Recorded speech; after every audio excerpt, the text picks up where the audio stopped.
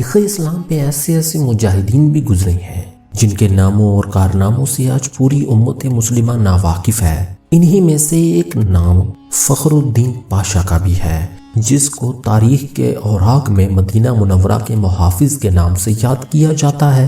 یقیناً آپ اس نام کو پہلی مرتبہ سن رہے ہوں گے۔ ناظرین، یہ خلافت عثمانیہ کا وہ بہادر جرنیل تھا جو اکیلا تنہا عرب باغیوں، برطانیہ اور اس کی اتحادی افواج سے 72 دنوں تک لڑتا رہا، اور بعد میں برطانیہ نے اس کی دلیری اور بہادری سے متاثر ہو کر اسے ٹائیگر آف دی ڈیزرٹ یعنی صحرائی چیتے کا خطاب دیا۔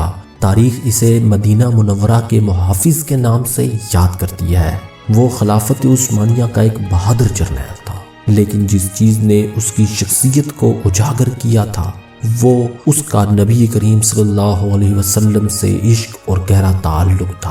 ناظرین، فخر الدین پاشا کون تھا اور تاریخ میں اس کے کردار پر بات کرنے سے قبل آپ سے درخواست ہے کہ اگر آپ نے ابھی تک ہمارے چینل کو سبسکرائب نہیں کیا تو نیچے سرخ نشان کو دبا کر چینل کو سبسکرائب کر لیں اور ساتھ میں موجود بیل کے بٹن کو دبا دیں تاکہ ہمارے آنے والی ویڈیوز آپ کو بر وقت ملتی رہیں۔ اور اگر آپ کو ہماری یہ ویڈیو پسند آتی ہے تو ویڈیو کو لائک کریں، شیئر کریں اور کمنٹس میں اپنی رائے سے ہمیں ضرور آگاہ کریں۔ تو آئیے چلتے ہیں آج کی ویڈیو کی جانب۔ پہلی جنگ عظیم کے دوران برطانیہ تقریباً ہر جگہ سلطنت عثمانیہ کے ہاتھوں شکست پہ شکست کھاتا جا رہا تھا، تو اس کو ایک چال سوجی۔ اس نے شریف مکہ حسین بن علی جو کہ حجاز کا گورنر تھا اپنے ساتھ اس لالچ پر ملا لیا کہ جنگ کے اختتام پر اسے مسلمانوں کا خلیفہ بنا دیا جائے گا۔ شریف مکہ نے سلطنت عثمانیہ کے خلاف بغاوت کر دی اور مکہ اور جدہ پر قبضہ کر لیا۔ اس کے بعد وہ مدینہ کی طرف بڑھا۔ اس کے ساتھ انگریز اور فرانسیسی فوجیں بھی تھیں اور لارنس آف عربیہ نامی بدنام زمانہ جاسوس بھی تھا۔ انہوں نے 1916 کو مدینہ منورہ کا محاصرہ کر لیا اور یہ محاصرہ 1919 تک جاری رہا، کیونکہ ان کو یہاں کے عثمانی مجاہدین کی طرف سے سخت مزاحمت کا سامنا کرنا پڑ رہا تھا۔ اس وقت مدینہ شہر کا دفاع ایک عثمانی سپہ سالار فخری پاشا یا عمر فخر الدین پاشا کی زیر نگرانی تھا۔ یہ شخص انتہائی دلیر اور صاحب ایمان تھا۔ مدینہ منورہ کے باسی اس کی بہادری اور اس نے انتظام پر اسے بہت زیادہ پسند کرتے تھے۔ عربوں کی غداری کی وجہ سے سلطنت عثمانیہ کو شدید دھچکا لگا اور برطانیہ اور اس کے اتحادی بڑی تیزی سے سلطنت عثمانیہ کے علاقوں کو اپنے قبضے میں لیتے جا رہے تھے۔ سلطنت عثمانیہ کے اتحادی بلغاریہ کے ہتھیار ڈالنے پر جرمنی نے بھی ہتھیار ڈال دیے اور اسی وجہ سے بالآخر سلطنت عثمانیہ کو بھی برطانیہ اور اس کے اتحادیوں کے سامنے ہتھیار ڈالنے پڑے۔ اس وقت شریف مکہ اور اس کے بیٹے علی، فیصل اور عبداللہ اس خیال میں تھے کہ اب فخر الدین پاشا بھی ہتھیار ڈال دے گا اور مدینہ منورہ ان کے ہاتھ آ جائے گا، لیکن فخر الدین پاشا نے ہتھیار نہیں ڈالے اور برابر لڑتا رہا۔ مدینہ منورہ کو سامان رسد پہنچانے والی ٹرین کو انگریز ناکارہ کر چکے تھے اور 30 اپریل 1918 کو مدینہ منورہ کی مقدس سرزمین پر 300 بم برسائے گئے۔ کھانے پینے کی چیزیں ختم ہو چکی تھیں اور فخر الدین پاشا اور اس کی فوج ٹڈے کھاتے رہے، لیکن ہتھیار نہیں ڈال رہے تھے، اس لیے کہ اس کو خواب میں حضور نبی کریم صلی اللہ علیہ وسلم نے حکم دیا تھا کہ ہتھیار نہیں ڈالنا۔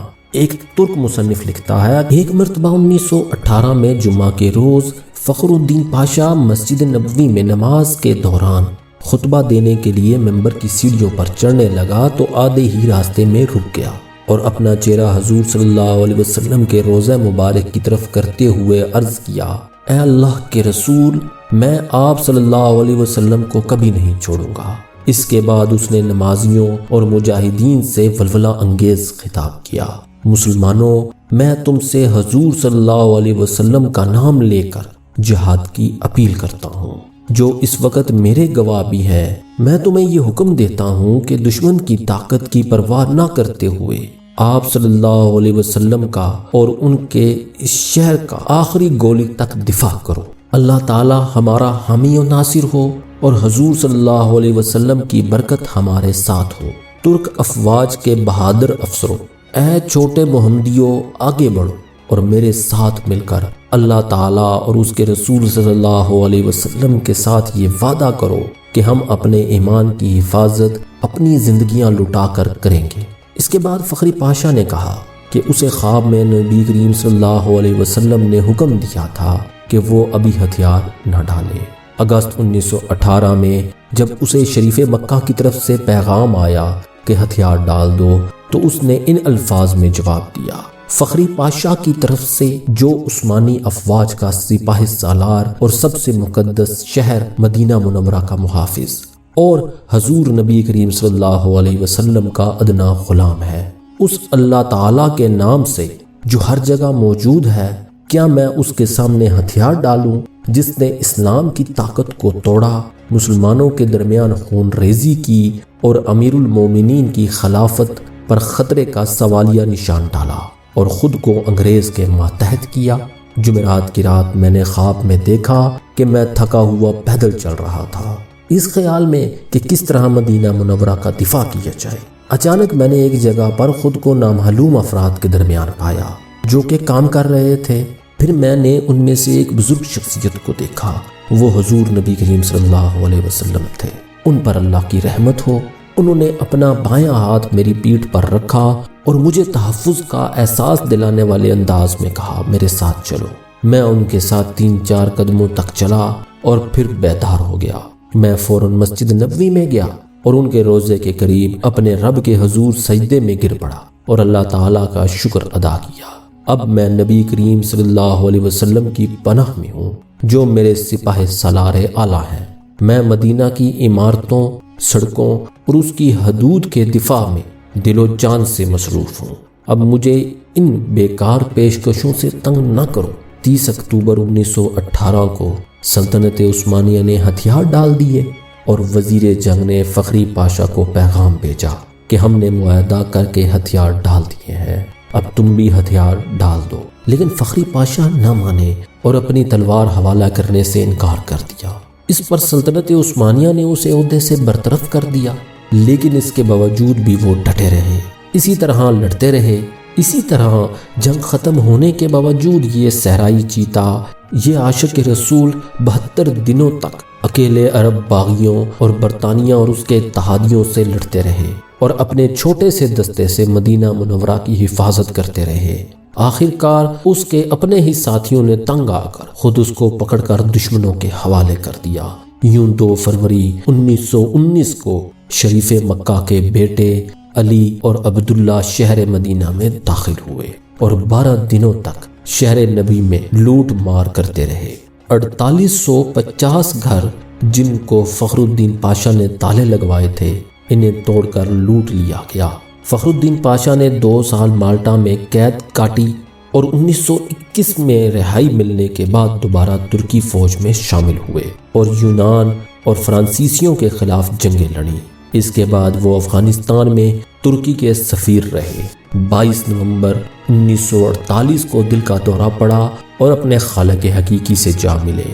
ان کی خواہش کے مطابق انہیں استنبول میں دفن کیا گیا۔ اللہ آپ کی قبر کو نور سے بھر دے۔ افسوس اس بات کا ہے کہ ہماری نسل سرے سے ان کے نام سے واقف ہی نہیں۔ ایک سوچی سمجھی سازش کے تحت ہمیں میڈیا اور فضول فلموں ڈراموں میں مشغول کیا گیا ہے تاکہ ہم اپنے آباء و اجداد کے ان ایمان افروز کارناموں سے بالکل بے خبر رہیں اور ہمارے اندر وہی عقابی روح پیدا نہ ہو۔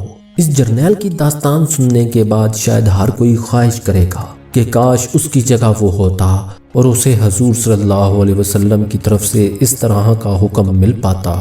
اب وقت آ گیا ہے کہ ہم دوبارہ اپنے ان اسلاف کو زندہ کریں جو اللہ اور رسول صلی اللہ علیہ وسلم کے نام پر مر مٹیں اور اپنے بچوں کی اس قسم کے واقعات سے تربیت کریں تاکہ دشمنان اسلام کو ایک بار پھر فخر الدین پاشا کا سامنا کرنا پڑے۔